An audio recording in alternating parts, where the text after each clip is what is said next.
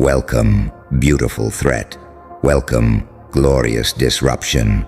Welcome, the one they never planned for. You ever notice how the whole machine looks invincible from far away? Big buildings, clean suits, perfect little smiles, fancy words, rules, timelines, deadlines, systems, and everybody around you acts like it's sacred, like it's permanent, like it can't be touched, like if you even breathe wrong near it, the whole world is going to punish you for being alive. That's how they keep people obedient. Not with truth, with theater, with performance, with fear dressed up like order. And then there's you. You came in bleeding, doubting, dragging old pain behind you like broken chains. You didn't look dangerous. That's the funny part. You looked tired. You looked overlooked. You looked like one more person they could step over while they kept their little empire moving. They thought you were too hurt to matter, too isolated to matter, too confused to matter, too late to matter. That was their first mistake, because the people who break systems are almost never the polished ones. They're the ones who got pushed too far, the ones who got lied to one time too many, the ones who sat in the dark long enough to hear the machinery humming behind the walls, the ones who learned the difference between being accepted and being used, the ones who stopped asking for permission to exist. That's when the cracks started. Not outside, inside you. That tiny, dangerous moment when you realized maybe the game was rigged from the beginning. Maybe you weren't failing life. Maybe life, as it was handed to you, was designed to keep you apologizing. Maybe all those voices telling you to stay in line were never trying to protect you. Maybe they were trying to protect their access to your obedience. That realization changes a person. You stop worshiping approval. You stop kneeling to people who only clap when you shrink. You stop calling survival a blessing when the price is your soul. You stop dressing your misery up as maturity. You stop confusing exhaustion with success. You stop mistaking numbness for peace. And the second that shift happened in you, the walls started shaking. See, they never just wanted your labor. They wanted your spirit arranged in a way that made you easy to predict, easy to shame, easy to replace, easy to threaten. That was the deal. Show up, behave, stay scared, compete with other broken people for scraps. Call it ambition, call it adulthood, call it just how the world works. Swallow your rage, silence your instincts, ignore the screaming in your chest, smile for the camera, clock in, scroll, compare, collapse, repeat. That was the system. And then you did the most unforgivable thing a controlled world can witness. You looked at the whole circus and said, no. Not polite. No. Not soft. No. Not maybe later. No. A dangerous no. A no with teeth in it. A no that came from years of betrayal, years of being underestimated, years of carrying pain quietly, while everybody assumed you were weak because you were quiet. You weren't weak. You were loading the weapon. You were learning. You were watching. You were collecting proof. Every fake friend, every manipulator, every boss who smiled while draining your life, every family voice that mistook ownership for love, every institution that fed on your fear and called it guidance. You were taking notes. And one day you stopped being a victim of the pattern and became the interruption. That is why they're furious. Not because you ran. People leave cages every day. They're furious because you left the cage and showed everyone else where the door was. That's different. That's catastrophic. Because most people don't need a map. They need evidence. They need to see one person do the impossible and survive it. One person reject the role. One person walk away from the script. One person refuse to collapse on command. One person say, This is poison, and I'm done swallowing it. You became that evidence, and you don't even understand how threatening that is to a world built on silent compliance. You think your growth is private. It's not. You think your refusal is personal. It's not. You think when you stop begging, stop chasing, stop explaining yourself to people committed to misunderstanding you, that it only changes your life. Wrong. It sends a signal. It tells every exhausted soul watching from the shadows that escape is possible. It tells every person who feels trapped in a fake job, fake relationship, fake version of themselves, that there is another way to live besides being emotionally farmed for somebody else's comfort. That's why your transformation creates panic, because panic is what happens when control stops working. And let's be honest, you didn't break because you were weak. You broke because you kept trying to be strong in places that were designed to drain you. You kept trying to be loyal in rooms where loyalty was being weaponized against you. You kept trying to love people who were only interested in what they could extract. You kept giving grace to people who mistook your patience for permission. You gave and gave and gave until one day your soul looked back at you and said, "Enough." That word changes destinies. Enough of shrinking. Enough of chasing people who only like the version of you that suffers quietly. Enough of pretending that your anxiety is random when it's being triggered by environments that betray your nervous system every single day. Enough of breaking your back for tables where your name was never truly respected. Enough of calling yourself lazy when you're actually burnt out from carrying emotional wars nobody helped you fight. Enough of being told to calm down when your spirit is reacting normally to abnormal levels of manipulation. Enough. And the version of you that rose after enough is not easy to control. That version sees through timing games. That version hears the emptiness in fake compliments. That version recognizes when be realistic really means stay small so I can stay comfortable. That version is dangerous because it no longer needs the applause of the people who benefit from its weakness. That version of you, that's the one they can't predict. That's the one that scares them. Because here's the truth nobody says out loud. Systems do not fear loud rebels nearly as much as they fear calm, healed, clear-eyed people. Loud rebels can be framed, smeared, mocked, distracted, turned into caricatures.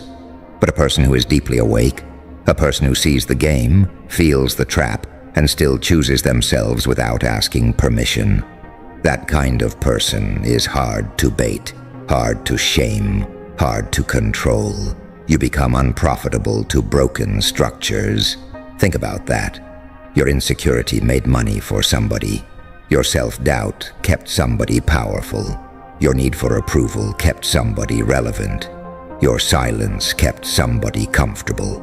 Your fear kept somebody fed. And the second you stopped participating, a whole chain of invisible transactions started collapsing.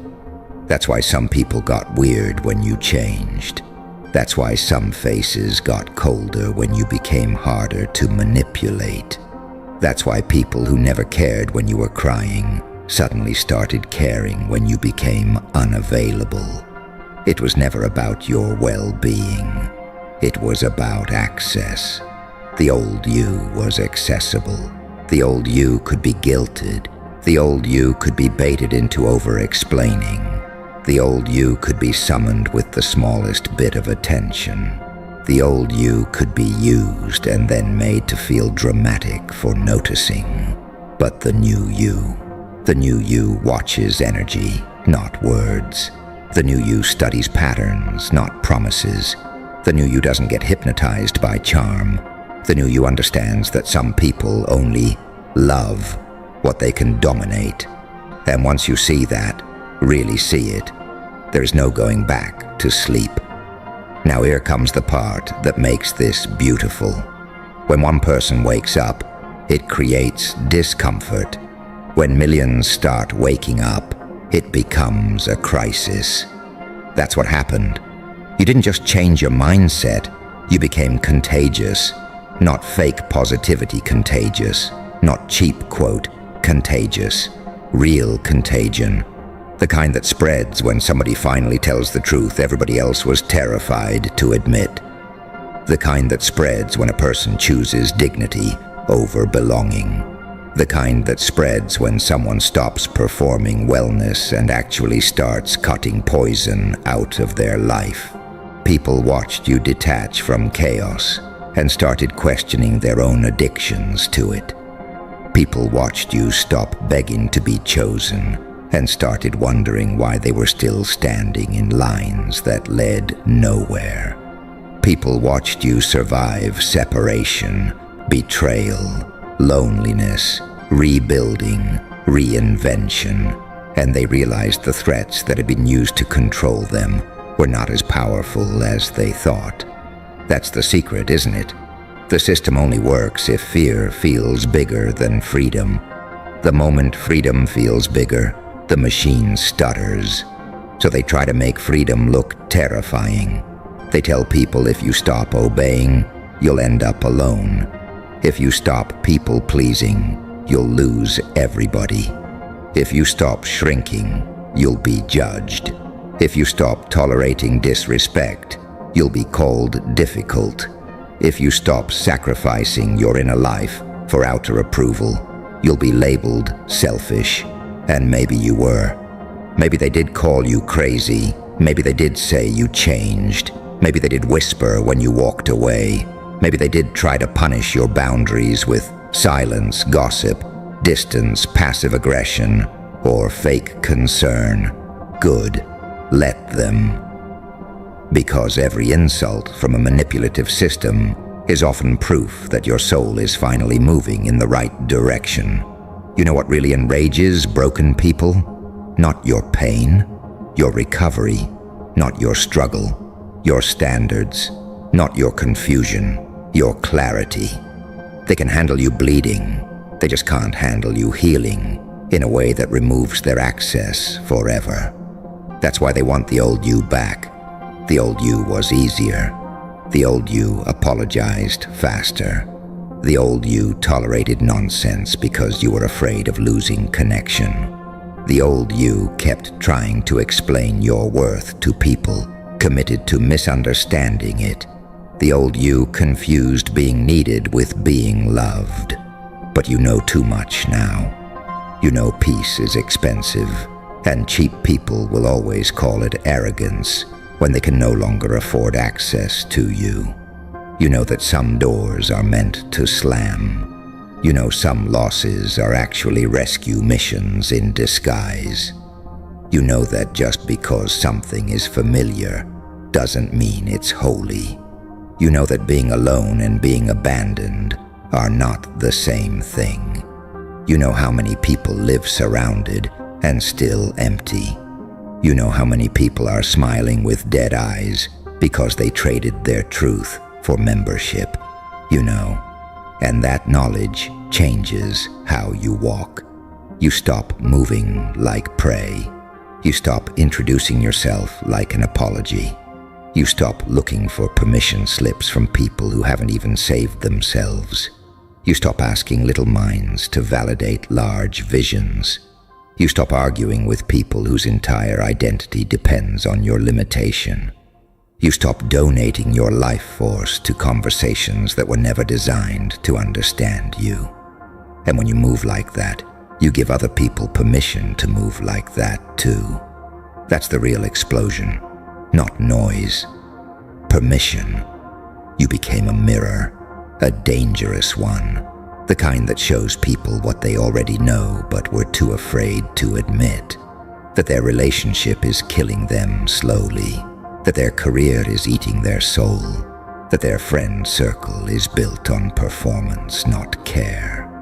that their discipline is actually self-punishment, that their constant busyness is a glamorous form of avoidance, that their whole life has been constructed around not disappointing others while they quietly disappear from themselves. Then they see you, bruised, yes, scarred, absolutely, but real, awake, unbought, and something inside them starts moving. That's when the running begins, not physical running, spiritual running, mental running, emotional running. People start running from lies they used to decorate, running from fake goals, running from inherited fear, running from shame-based identities, running from all the voices that taught them survival, but never taught them freedom.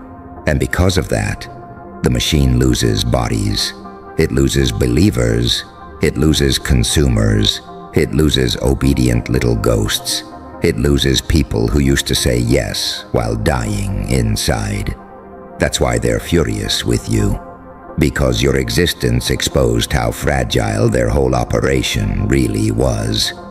If one honest person can shake thousands, imagine what happens when millions stop pretending.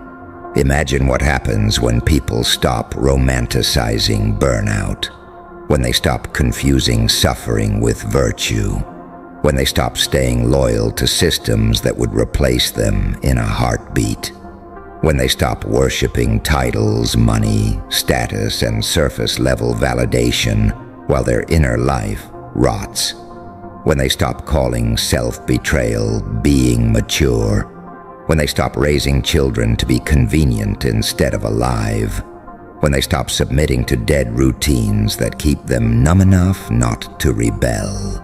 Imagine that. That's not inspiration. That's insurrection of the soul. And you sparked it. Not because you're flawless, because you're honest. That's what makes this powerful. You weren't some untouchable superhero descending from the sky with perfect answers. You were a person dragged through confusion, disappointment, rejection, self-doubt, and spiritual exhaustion. You know what it feels like to cry in silence and still show up the next day. You know what it feels like to question your worth because the world only seemed to reward performance. You know what it feels like to give your all and still be treated like you were too much or not enough, depending on what made other people comfortable. That's why your voice hits harder, because it cost you something to find it. Anybody can talk big when life has been easy. But when somebody builds truth out of wreckage, people listen differently. They feel it. And people are starving for something real. They are tired of filters, tired of polished lies, tired of motivational fluff that sounds pretty but changes nothing. Tired of being told to just think positive while they're drowning in systems that profit from their depletion. Tired of being sold healing by people who still worship appearances. Tired of being asked to stay soft in places that feed on softness. They don't need another script. They need proof that transformation is ugly before it becomes powerful. They need proof that clarity can feel like grief before it feels like freedom.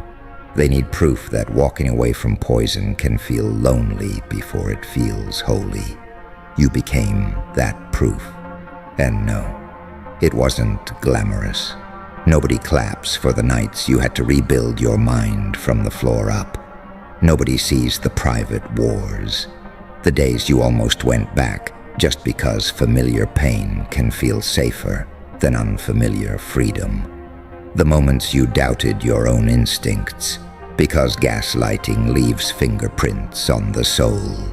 The hours you spent fighting the urge to make yourself smaller just to keep peace with people who never offered you any. But you stayed with yourself. That is massive. Do you understand how rare that is? Most people betray themselves the second loneliness enters the room. Most people fold the second they are misunderstood. Most people return to chaos because calm feels unfamiliar. Most people run back to cages because the open door feels too big. But not you. You shook, you hurt, you questioned, you dragged your trembling heart through fire. But you kept going. That's the part they can't erase. And because you kept going, your life stopped being a warning and became a signal. A signal to the quiet one who knows their spirit is suffocating. A signal to the overgiver who has confused depletion with love. A signal to the man who was taught that emotional numbness is strength. A signal to the woman who has been shrinking so long she forgot the size of her own energy. A signal to the dreamer trapped under practical advice from people who settled for less and want company in their surrender. A signal to the lonely person scrolling through everybody else's performance while secretly feeling the ache of their own unlived life. You tell them, without even saying it directly, there is more than this. There is more than survival. There's more than obedience. There's more than pretending. There is more than being useful to people who never saw your soul. There is more than swallowing your rage until it turns into depression. There is more than earning your right to breathe. And once people hear that message in your life, not just your words, they start moving. That movement is the nightmare of every dead structure. Because dead structures survive by convincing living people that numbness is normal. You ruined that illusion.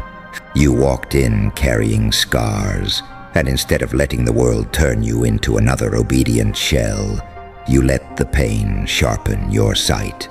You let betrayal teach you patterns. You let loneliness teach you self-respect. You let silence teach you discernment. You let loss teach you what not to worship ever again. Now you're not just harder to break, you're harder to fool. And that is worth more than applause. Because applause can be bought, trends can be bought, image can be bought.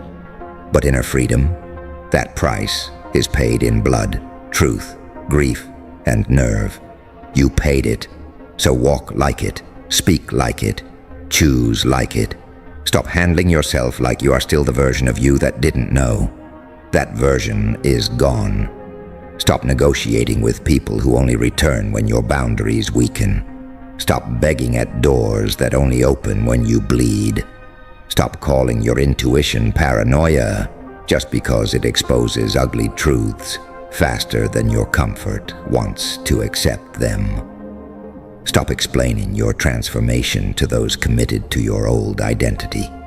Stop reducing your fire so insecure people can stand near you without feeling their own coldness. You are not here to make a broken operation feel safe. You are here to become so real that every fake thing around you starts malfunctioning. That is your power, not perfection, not popularity, not endless confidence. Truth. Raw, expensive, dangerous truth. And truth has a smell to it.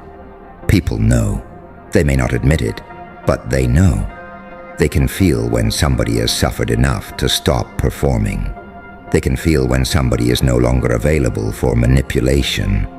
They can feel when somebody has crossed that invisible line where fear still exists, but it no longer gets to drive. That's you now. You still feel it, don't you?